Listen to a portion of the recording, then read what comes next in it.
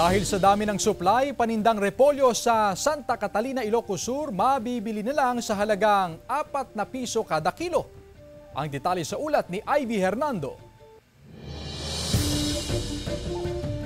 Atrasado na ang pagtatanim, nalugi pa sa anihan.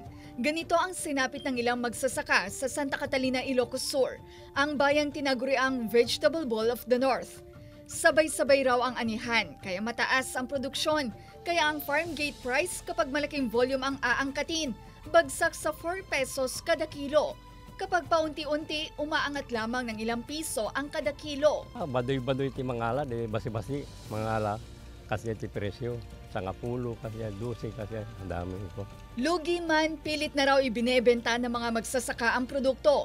Dahil kung hindi pa aanihin, maaaring magkabitak-bitak na ang mga repolyo o di kaya'y tuluyang mabulok. Hanggang mabrot ma'am, ti gastos no 4 o 5 hanggang mabro. Mano amin na ito gasto ay puno minti na suru sa nga gaso. Bagsak presyo na rin ang cauliflower sa halagang 14 pesos kada kilo. Hindi na maibenta kayang iba ipinamimigay na lang.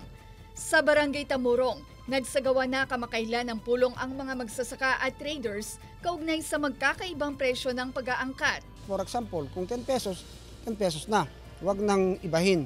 Huwag nang ibaba, huwag nang itaas. Hangad daw nila itong masunod, pero nakadepende pa rin daw ang kalakalan sa law of supply and demand. Gusto naman nilang talagang magtanim ng mga gulay para umangat ang buhay. Pero wala wala ang presyo. Kasama si George Benson, Ivy Hernando, 1 North Central Luzon.